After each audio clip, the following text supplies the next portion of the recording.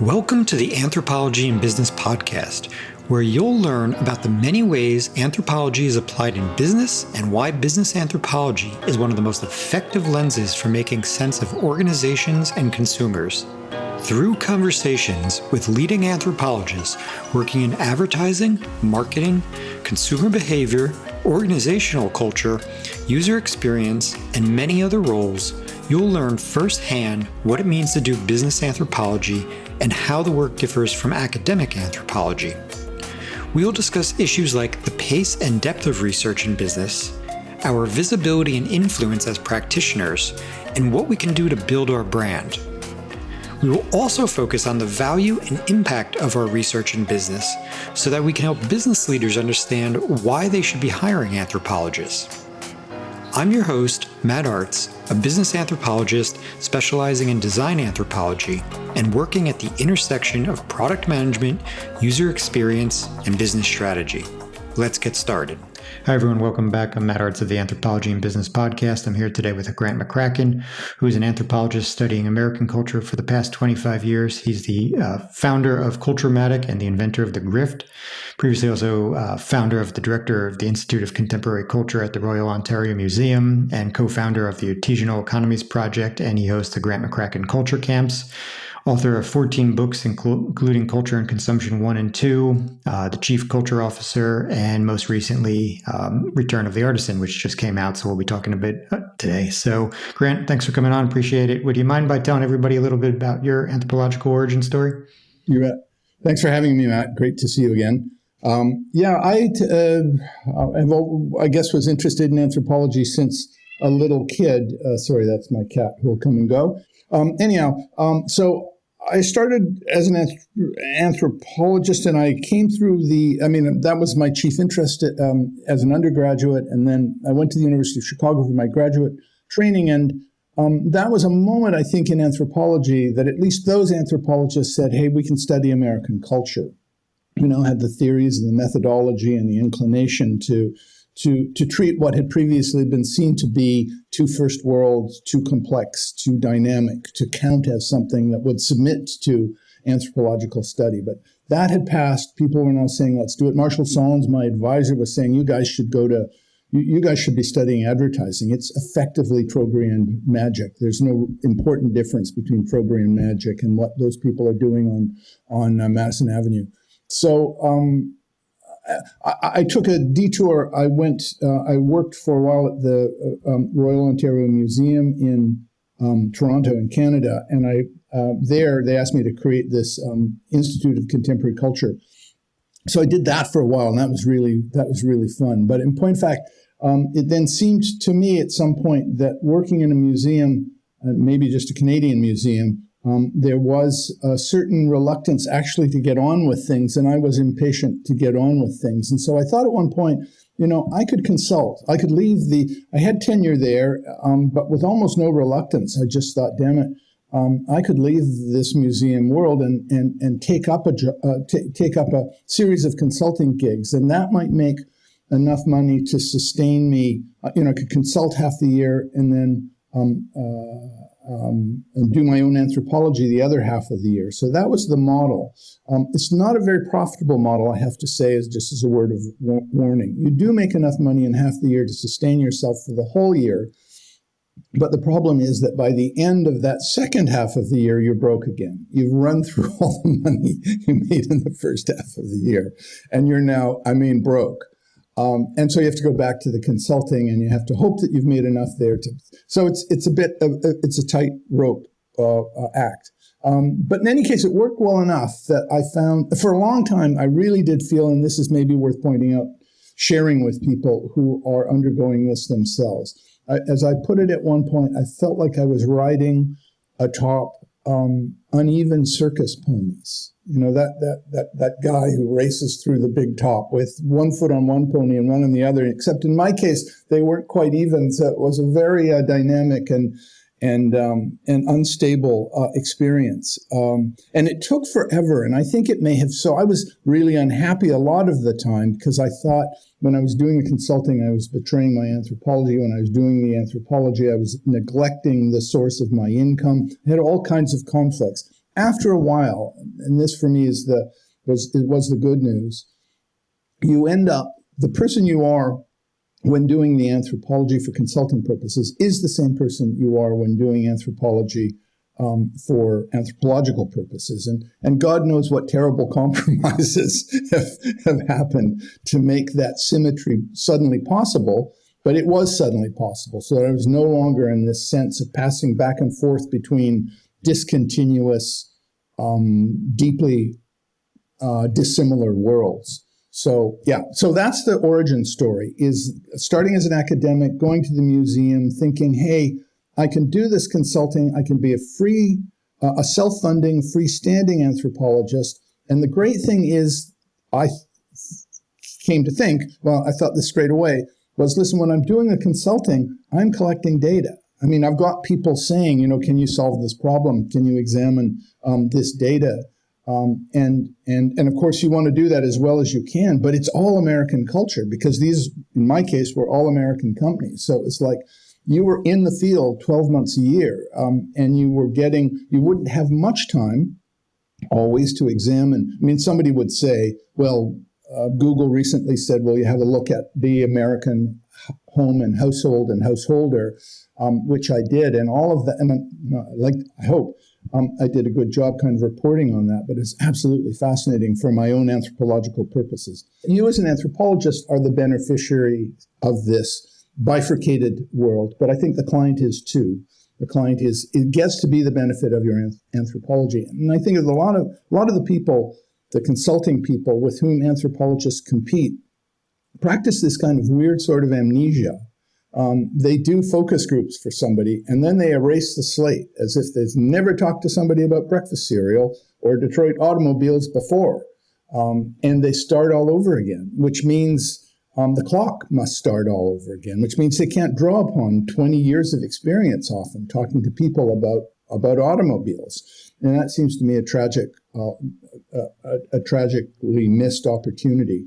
So to the extent that we are, and I guess the other key piece here that's critical for anthropologists, and this is an opportunity we have that others don't have, I think, is that to do anthropology at all, certainly to do it well, you want to cast the net wide, right? So you're studying the American home and you go in and you start asking a series of questions, but you don't know what you need to know. So you're asking about everything that crosses your path. And of course, if you're doing the work in home, you have all the advantage of sitting there in someone's living room and listening to them talk and watching how they make that cup of coffee they've just offered you, and watching how everything, all the material culture around you is configured. So you have all this data comes pouring in. Only some relatively small part of it will be useful for the client. But you can't tell which part that is. So you cast the net wide, you collect all the data you can, but it means that you walk away from the interview and the larger project, having satisfied the requirements of the client, but collected a vast amount of data that then is yours to treasure as an anthropologist. And I don't think, no client has ever said to me, well, I want you to practice amnesia, or I want you to forget what you learned on my behalf. They just want good work. Thanks for sharing all that. So there's a few things in there that are of interest to me. So I'll try to remember to come back to all of them. But first, you kind of made the joke about, God knows what kind of compromises occurred where, the sort of two halves come together. Do you really think there's any compromises that have like a negative connotation, or do you really just think like you sort of realize how in doing the consulting work you can actually make it work for both parties? I think you can. Part of the trick for me was I was such a bad writer. I really didn't know how to write coming into graduate school. And I remember telling my girlfriend of the time that I was struggling with this paragraph. This was Sunday afternoon. We were going for a walk, and she looked at me in horror and said, "You were working on that paragraph Friday." So I'd spent an entire weekend on a single paragraph. That's how bad I was as a writer. So that is one of the good things about consulting, is that you're forced to stand and deliver, right? It's data, conclusion, and you're just pelting to get to completion. So I think that forced me to get better at at analysis. I'm better at coming to conclusions, but it also forced me to get better at writing. So, and that's, I think, the key. I think I now have it's for people to judge, but I think I have a prose style that's nimble enough to capture complexity, even as it's capable of delivering the big conclusions, the larger points, the larger picture, in a simple, straightforward, accessible way. So I think the compromises are inevitable in the early days, but they diminish as you get better at your craft. As you get better at the anthropology, you get better at the consulting, and especially you get better at the rhetorical instruments you use to express them both. And that's when I think you end up being able, and again, I may be kidding myself, but I think eventually you're in a position to handle ideas as delicate and complex and challenging as most of the ideas that cross your desk as an anthropologist in this new, quite flexible prose. And so for me, that's the solution. Whether, again, I may be just kidding myself, but that's what I'm hoping is true. And how about on the consulting side, like not the writing portion, but say, given that you've been doing this for 25 years, what have you learned in more of like the client management aspects of this and like, selling anthropology and the value of it? Yeah. I think in the early days, I was a method of last resort. People would, in fact, the first project I did for Chrysler. They had just bought Jeep. They were selling more Jeeps in New York City than in the Southwest. And their notion was, wait, what's happening here? This is an off-road vehicle. That's why people buy it. Why are they buying it to drive in New York City? And they tried everything. They tried all of the methods that normally work for them. And they thought, well, what have we got to lose? Let's just hire an anthropologist. And I was lucky enough to be that anthropologist. So that's, I think, that's the solution here, is that expectations were low. In the early days, expectations were low because you were the method of last resort. And now I think, the game has changed so many times in the time I've been acting as a consultant. But in the old days, people would phone me up and say, listen, we have a problem. Will you come in and help us work through to a solution? Some years later, they'd say, listen, we're not quite sure what the problem is. Will you come in and help us figure out what the problem is? So that's a beautiful shift and very good, I think, for anthropologists, because I think this much is indubitable, and that is we're very good with messy data sets and places where the outlines of the problem are not clear, and there's just an awful, there's just a complexity of the data just stacks up and overlaps and presents itself in a difficult manner. We're really good at that pattern detection, I think. A lot of people who are trained in a more positivist tradition hope for something that's much more carefully delineated. And we would argue, I think, that in that moment of delineation, they destroy the opportunity for insight that, strictly speaking, is their job. And the nice thing about anthropologists is that they can contend with noise in the system, all this complexity, until a pattern begins to emerge, and then they can extract or draw out that pattern, again, without damaging the other possibilities for insight or the deliverable itself. So I think that shift for the client, give us the solution to give us the problem, was useful. And what's happened more recently, I'm not very good at, but maybe the last 5-10 years, clients will just sometimes phone up and say, forgive my language, well, I'll use parliamentary language. They'll phone up and say, we don't know what in the dickens is happening here. Our world has just gone kablooey, right? It's just, there's an order of dynamism. Our industry is being disrupted. We think we have some idea of what the problem is, but honestly, we're not sure. Please, would you come in? So we've moved from problem to solution to WTF, right? And again, I think we're very good at, I think we actually flourish in a world where things are not clear. And that's where, a lot of people who have come out of certain of the fields that shape the C-suite or the managers with whom we're dealing come from intellectual traditions that are much more about, buttoning down the problem and delineating things most precisely. And I think that's our big advantage is that we're happy managing with messy data sets. So building on that, while it's true that, we seem to be skilled in that, it also seems to be the case in my experience that you can't necessarily just walk and be like, well, it's complicated, right? You still need to provide some guidance that's a little bit more definitive for them. I guess, is there any insight in there from your years of practice of what it is that clients are looking for, appreciating that we're coming from a world where we are involving messy data? Like, how do you make the leap really from the messy to what they want to hear? Yeah. I think it's part of a question of culture specified now. I mean, let's talk about culture because it is so much of what we bring to the table, and it is so much a cause of consternation for the client, who often is not quite sure what culture is, even after we tell them, even after we demonstrate, even as we create value by applying a cultural approach. They're still a little bit, confused and unhappy with the idea.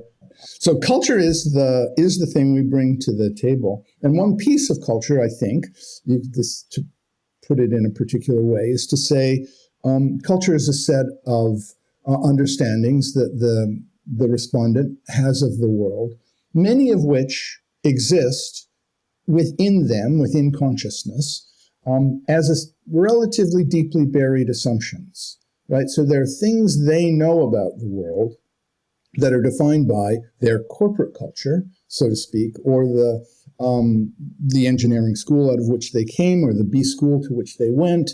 Their intellectual worlds are shaped by a series of understandings, and then, of course, they're in place for 20 years as a manager. Various managerial philosophies come and go. Things happen, crises happen. The sky falls, in at various moments, and they are shaped and reshaped. As a result of which, they end up with a set of understandings that are buried beneath the surface of consciousness. And so they're active in shaping how they see the world, but they're not always, and this is true for all of us all the time, for some purpose, they can't always tell you what assumption is active at that moment they make that determination or that decision. And so part of our work, I think, is doing I like to think of it as kind of ferret mode, digging down through the surface of consciousness and figuring out very often I think what we do as anthropologists is report the assumptions that are active in the life of the consumer as that consumer embraces a product or an innovation or fails to do so. And we can say, oh, this is what they're thinking. Here's the idea that shapes their response to that new iPhone. But just as often, I think we're doing an unofficial anthropology with the people who have hired us, and we're reverse engineering, by mixing my metaphors liberally here, but we are reverse engineering what they're telling us, and we're going, oh, that's what you think is going on. Oh, that's who you think the consumer is. Oh, here's what you think the opportunity, the black swans are, the blue oceans are. This is how your world is constituted as a cultural totality. We're using our knowledge of culture to capture those buried assumptions, both on the client side and the consumer side. You've now mentioned, you kind of said it like in the last 5 to 10 years that there's been some WTF moments, and certainly, it seems like there's a lot going on at the moment, creating, a fair amount of disruption. And so, is there any big things that are popping out for you in your work right now that you see? And maybe, I know you mentioned, I mentioned the GRIF in the intro, and I believe, it said that that's helped spot sort of the rise of Donald Trump. So first, I guess, is, what trends do you see at this moment in American culture? And then maybe we can pivot to the GRIF. Let me just start with the GRIF, because that will maybe set the table. At some point, we talked about sort of the evolution of my practice, and some part of that evolution is moving from a relatively still and settled world to one that's more stormy and noisy, and that's that shift from problem to solution to WTF. And so so I said to myself, look, what I found myself doing, what I saw my clients doing was they would go, oh, this world is complicated and difficult. And they would latch on to the latest managerial philosophy, or, they would bring in a consultant who would blind them with one science or another, or they would fix on a particular trend, or they would get a feeling they now had an understanding of Gen Z, or right, they'd get some partial knowledge that would enable them to figure out what was happening in the world, and that was almost always ended in tears and mascara streaming, because and that's not it sounds like a gender specific reference. It is not. As a result of which, and so I thought, wow, these people are kind of thrashing about for solutions. And then I thought, I'm thrashing about for solutions, right? This is what I do. I come up with I do an ethnography and I come up with one understanding, or I'm in a position to figure out one piece of the puzzle, the Humpty Dumpty kind of assemblage. I get a couple of pieces and I put them together and I begin to think, oh, I've figured this out, only to get distracted by yet another body of data or analytical opportunity. And I would forget where I started. And so again, it was this amnesia problem. I was not able to carry with me all the things I thought I'd learned about American culture, nor did I have a fix on all the things that I thought were happening that potentially could transform that culture. So that's what the Griff is. It's, among other things, a board, a big visual display of roughly 280 things that are happening at the moment, and many of which are just tiny. But you can't, in the early days, everything looks obscure and implausible. So you tend to pick, some of them are huge. Some of them, one of the pieces is individualism, which is one of the great, foundations of American culture. But I'm glad I have it on the board, because having it on the board keeps me thinking about it as something that I need to keep in front of me, something I need to see. And I was just collecting some data last week in which, from the margins, came the ghost of individualism, and it settled down in the middle of an interview, and it was animating this two people, both of them roughly 24, 25, embracing a kind of individualism to solve the most vexing problem in their lives right now. And it's not a kind of possessive individualism or selfish individualism, or people like to beat up on individualism as the thing that's most problematical about a first world capitalist economy. This is a much simpler kind of individualism, but very much at odds with some of the prevailing currents. And there it was now active, and so anyhow, that was thrilling to see. It's just thrilling to see our culture at work in that way. All of this is to say, in order to work well for clients who need a bigger picture, and in order to not to do the thing that they're sometimes doing, which is to practice amnesia and to race from one thing to another, a bigger picture. The Griff is named, I should say, will make more sense. It's named for the Griffith Observatory in Los Angeles, which has all of the heavens painted within it. It's a beautiful WPA piece of architecture that sits on a bluff.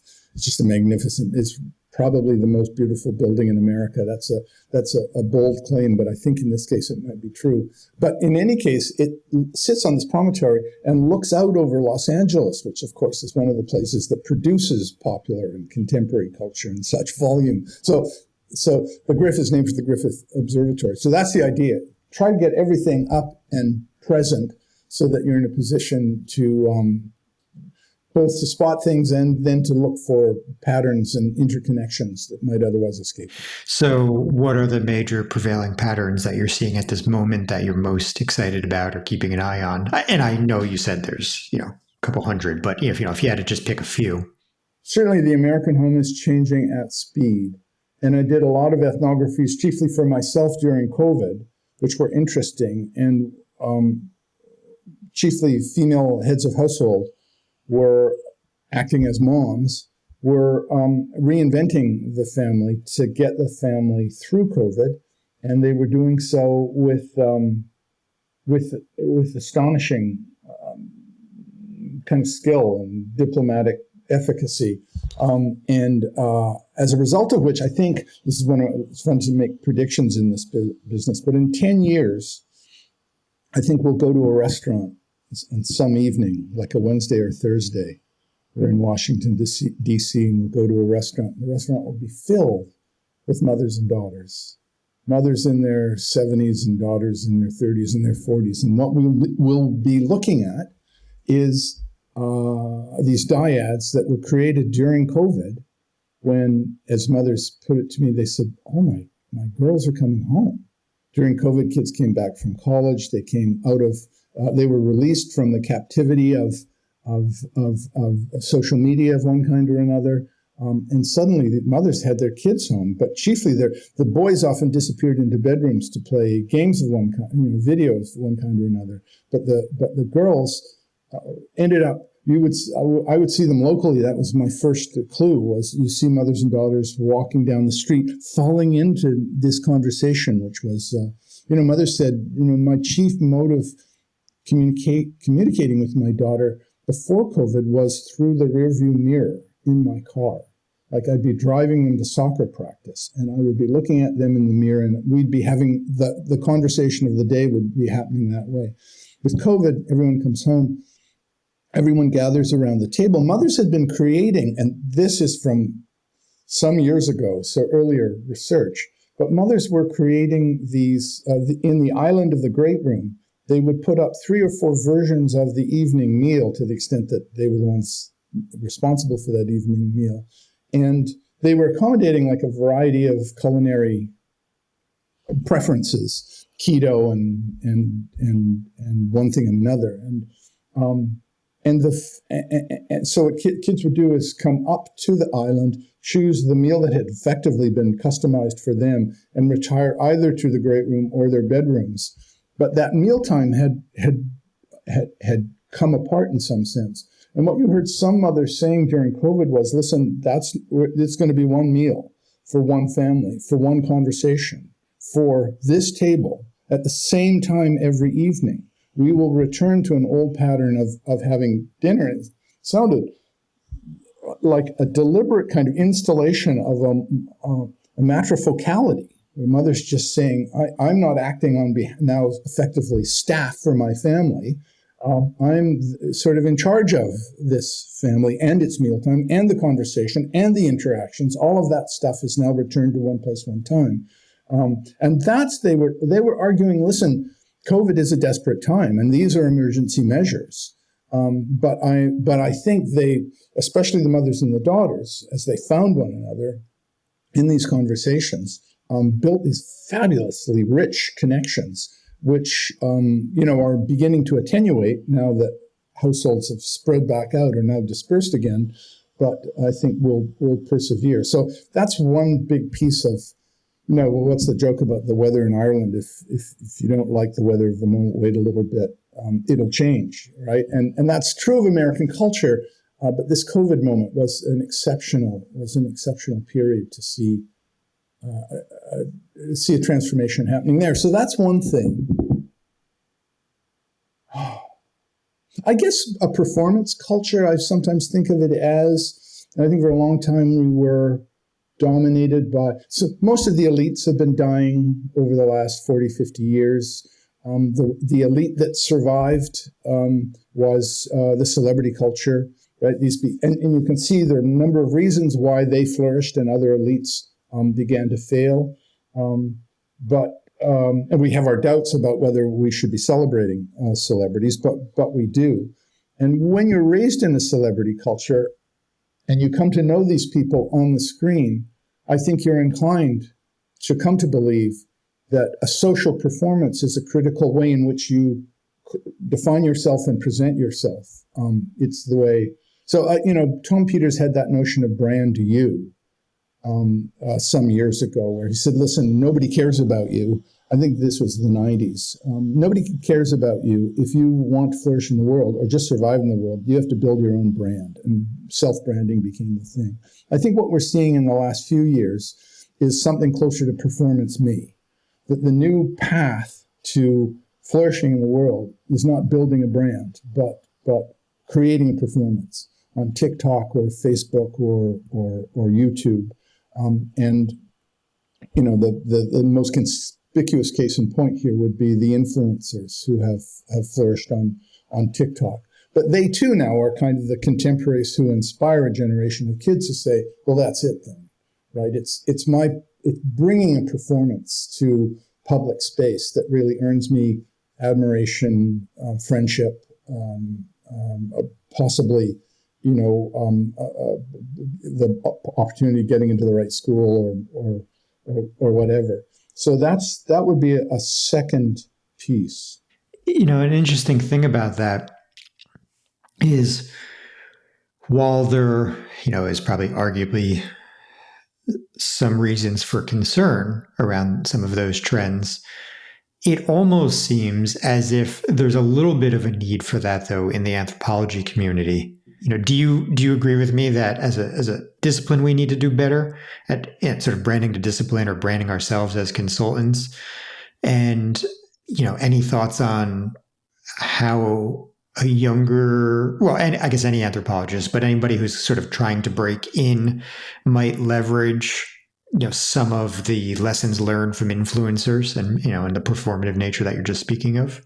Yeah, no, absolutely. You've absolutely nailed it.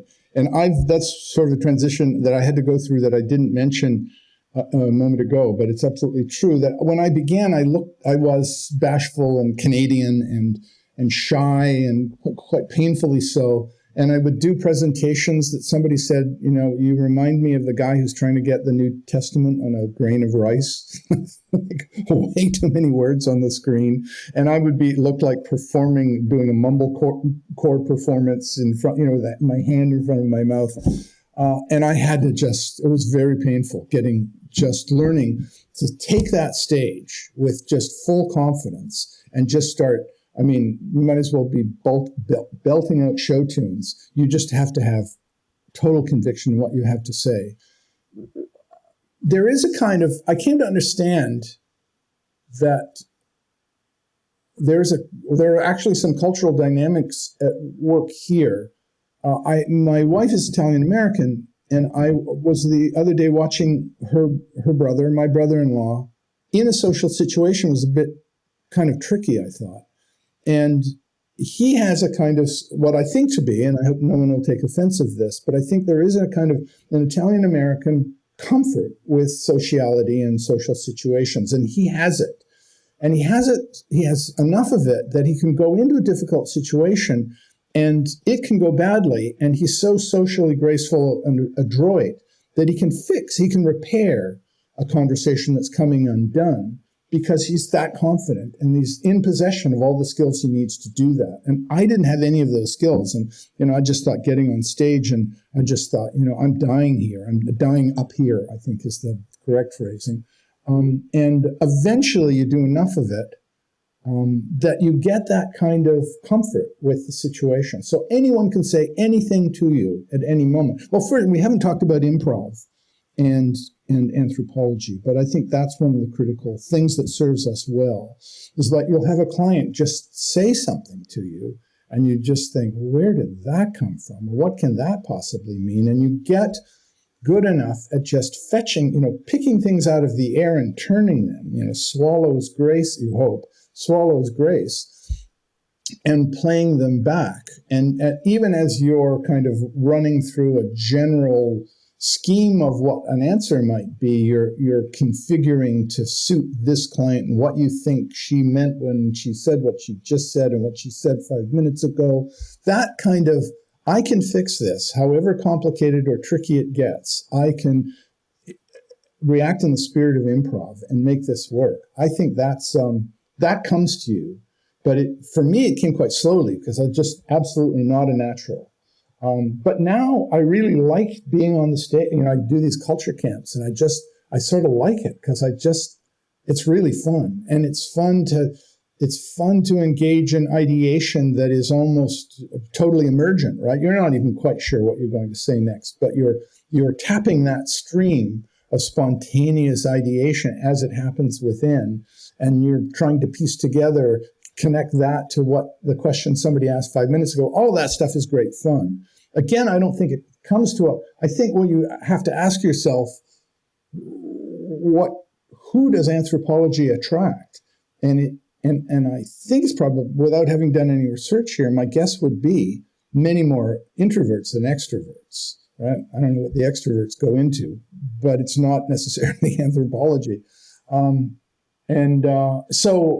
So I think probably it's true to say that maybe anthropology graduate schools should engage in way more improv training, not of a literal kind, but some figurative kind that might really work well. But then it's for people listening for whom this does not come naturally, I guess I just want to reassure them that almost certainly it will eventually come naturally, unnaturally. I mean, it will eventually become part of who you are. And once it does, it's a real pleasure. It's part of the fun of doing consulting work, because you're not, as we are in the anthropological part of our discourse, crafting and recrafting every thought and phrase. We're just letting it rip, and that's quite fun. So you just used the word crafting there, and when you were talking about improv and sort of give and take, I can't but help think of, right, so the new book, so Return of the Artisan, when you spoke of improv there, I was thinking of an artisan in the arts in which, like, maybe you're working with, again, some kind of material where it is a give and take in that you don't always know how it's going to go. Maybe some other artisanal products or maybe less of that, but nonetheless, they're all about craft, and has been, it seems like, a rise in, now, not something I've studied, but it certainly just seems like a very rising trend in the US. You see it on labels everywhere these days, artisanal, handmade, other maybe symbolically related, though slightly different concepts of organic and local. And so you want to maybe just tell us a little bit about, how you came to this field of study, a little bit about the book. I began with In Error. I remember years and years ago, and I mean like the 70s maybe, I remember somebody coming up, a friend of mine, buttonholing me and telling me that the future would be artisanal. And I thought, girl, you're a kook. This cannot happen. This will not happen. So I had that early moment of an introduction to the future, and I could not see it, and I just thought it couldn't ever happen. And so, chastened, I have paid attention to the trend as it develops. And it's astounding to see how fast it's developed. And the book is partly an attempt to kind of track how it, moves from hippies in San Francisco, and it jumps the bay, and it's Alice Waters creates a restaurant in 1971, Chez Panisse, and creates a diaspora of chefs who go across the country and create, in their turn, wave upon wave of foodies. And eventually you get the migration, the diffusion of this new approach to food and production and transportation and retail. And it's at one point in the book, I talk about what it was like to go to a resort in 1955. And I paint a picture of who you are, and you're a family that's just moved from Brooklyn out to the suburbs on Long Island, and you're living in one of those split level houses, and you're living in a riot of a built form of material culture that's, prizes artificial everything, and the pride of place is the TV set, and this is a family that's feasting on the new consumer culture. And for the vacation, you'd go to a resort where you would consume heroic quantities of sugar and fat and salt and chlorine and sun and alcohol and nicotine. And it's a wonder that anybody survived these vacations. I mean, in retrospect, they look like desperate acts of self-destruction. Anyhow, so that's where we were after World War II, right? In the throes of the enthusiasm created by the consumer culture and all that prosperity after World War II, we somehow got from there to a culture where people are so much more vastly particular about what they eat and from whom they buy. And we have a guy in my little town, Connecticut. He runs the cheese store, and he's our idea of a local celebrity. Anyone who has an opportunity to drop Ken's name into a conversation drops his name into a conversation because he's a kind of local god. So that's interesting to get from the 50s to the 20s. So that was the point of the book. And so literally Friday, this is Sunday, I went to my local farmer's market and I set up a table and I sold the book as if it were something, like a ear of corn, which was really fun to do.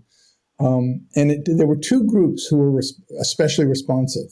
Well, who am I kidding? Nobody was really responsive, but there were two groups that sort of responsive. One was the mothers of kids who are now involved in artisanal endeavor, and the other was kids who are involved in artisanal endeavor who want a book that they can give to their parents to say, listen, this is a thing. Here's the thing it is, or one version of the thing it is. So, but the book really got started thanks to a conversation I had with Sam Ford, a guy I knew at MIT when I was in loose orbit around that institution. He was a student there, and we were talking about the incidence of unemployment in the center of the country and the extent to which that drove some people to opioid abuse. This was just as the data was coming in 10 years ago, the data was coming in about just how much addiction and death was being created by opioid addiction. So he and I sat down and we said, and I've been thinking about this artisanal thing, and I said, the artisanal option is this is for people. So the picture was people get pushed out of a job in the industrial economy, and they say to themselves, well, that's probably the last industrial job I'm ever going to have. And they would fall into despair and sometimes into opioid abuse. So what we wanted to do was create an alternative that said, look, this won't replace industrial. You'll never make as much money from this as you did as an industrial employee. But this is something that can be part of your gig economy. And it can be something that connects you to the community, and it can be something that puts food in your own table, and you can make stuff that allows you to participate in a gift economy. There are lots of advantages here. Most important, I think, we hoped, was that it gives you that sense of I'm in charge of my world, and I have this sense of that I've got something that's working and growing and so that was the point. And so we did, Sam is from Kentucky. So I did some of the research for the book in Kentucky. He and I did it together. And so that was extremely interesting to see the world of Kentucky. There's this beautiful kind of connection between an individualism on the ground and a kind of dome of reciprocity above. And you could hear Kentuckians had managed to bring these two quite separate ideologies together so that they had a sense of being sometimes quite fiercely freestanding. This is who I am. These are the limits and the boundaries and barriers of who I am. And even as they would say, but of course, when I engage in this artisanal activity, I'm making something that creates benefits and goods for the larger community. So I thought about it as a kind of a grid below and a dome above. Two impulses at work there. Anyhow, sorry, I'm blabbing. But so that was another thing that persuaded me this was an interesting topic. And do you think, does the same meaning of artisanal and guide those who want to produce and those who want to consume those products? Yeah, that's a good question. I think probably the producer has the whole bundle, and the consumer has some part thereof. And that they love the idea, if for only a moment, of participating in a world that is handmade and has human scale and has this kind of, is personalized and intimate and more deeply social than anything you experience going to a grocery store, participating in a typical consumer economy. So all of that's at work. The whole bundle's at work in the life of the producer, because he or she is engaging in all of these activities in a very particular, daily, intimate sense. These values and ideologies are getting played out daily. And then for the consumer, it's a chance to swim in and out of, swim into that world, participate in that world. You go to the local cheese store here in Connecticut and you meet with Ken, and you have this experience of artisanal consumption. This is why it's such a powerful idea. You talk to Ken about what he thinks he's doing, and he says he'll give you the traditional understanding of what an artisanal economy is, but then you want to step further, which, I just had that anthropological moment where you think, oh my God, this is going straight into the notebook, and you can just see what it's going to look like on the page. And more to the point, your sense of American culture is changing before your very eyes. He said, listen,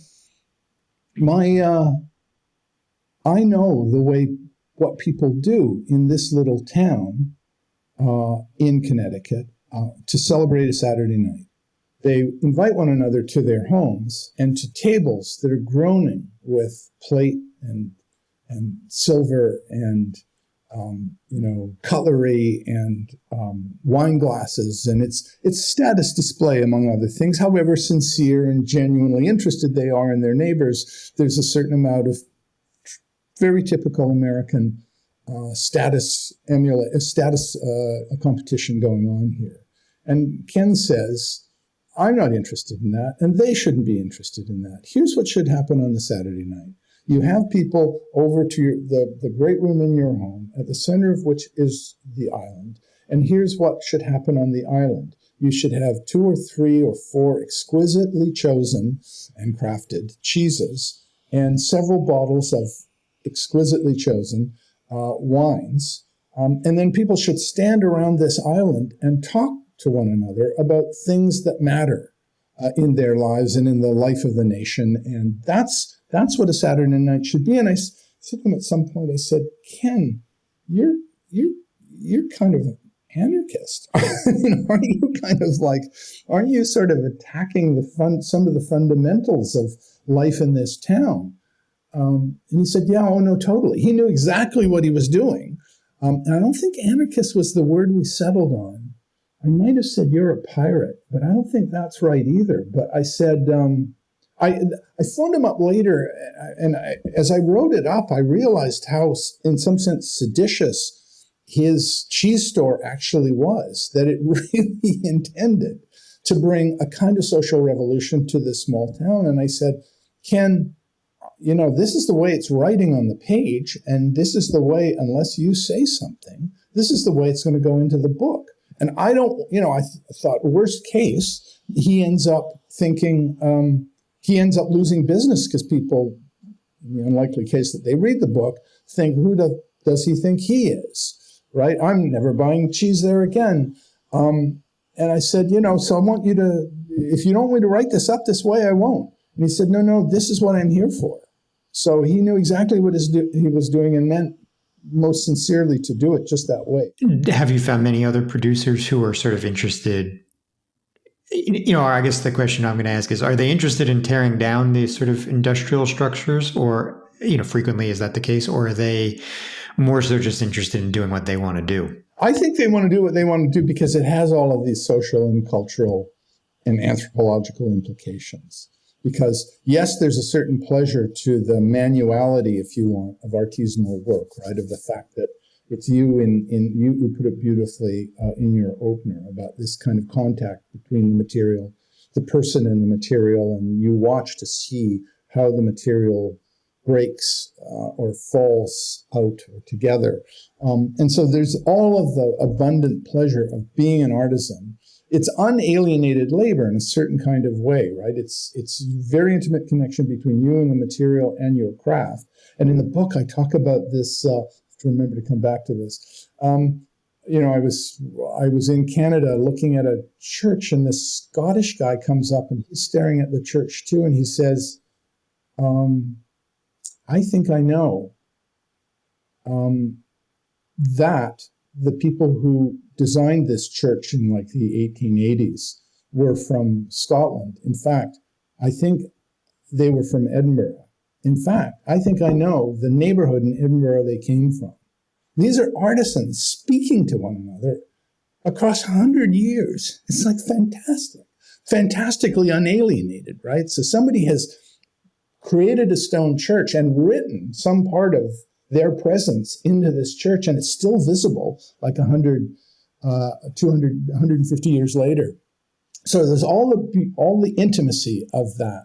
But then they can see, not all of them, and not all of them the same way, but I think lots of artisans can see the social and cultural changes that the artisanal engagement sets in train. So, I mean, everybody understands that the meals we serve in our own homes and the way and the kinds of meals we have in restaurants, profoundly shaped by Alice Waters, right, over 50 years. So it's like, I think it's both.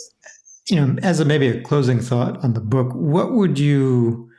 is there any guidance you would give to companies who, may be trying to use some of these labels, to their own benefit, even when it may not be, truly true to how they're producing them?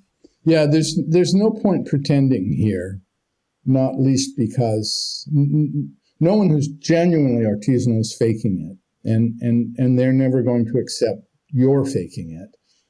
So, I mean, there's been a kind of sort of charming relationship where brands echo with what's happening in the culture and they quote it. So they'll use music or images or people or events that are chime in some sense with skater culture or the hippie revolution or whatever is happening in the culture at the moment. The branding world is responsive in a way that I think is sometimes seen as, and sometimes is, inauthentic. And other times it's just a weird kind of, this is in the air, so we can't help but bring this to our execution of the ad. But when it looks like there was a national cheese company that actually had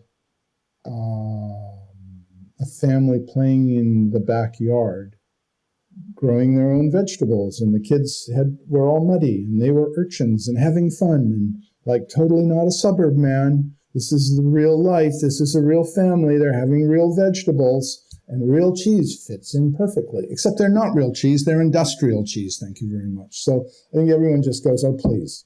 So there's some ways you can, so there is a way of doing this, I think, and that's sort of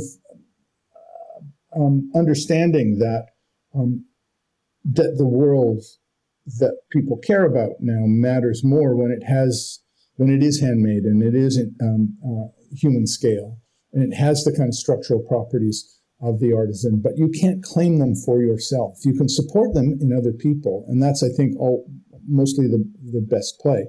And you look at American Express, for instance, has, I forget what they call it, something like Small Business Saturday or something. And I'm not sure when they do it, but they do it at maybe they do it every Saturday, I don't know. But that was them, this is a gigantic credit card company that just said, look, what really matters here are tiny merchants of one kind or another, and we will support them. So that's a nice way of getting involved with that, being seen to be helping yourself to the cultural resources on offer. Yeah, that's a good suggestion. So, and if anybody wanted to get in touch with you, where would be a good place to look you up? It's grant27@gmail.com. Well, Grant, thanks for coming on. Really appreciate you taking the time. Thank you, Matt. Thank you for listening to the Anthropology in Business podcast.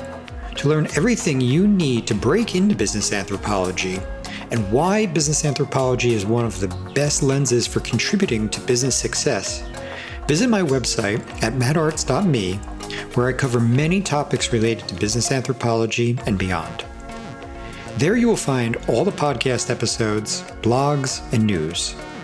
Please like, share, and subscribe. See you next time.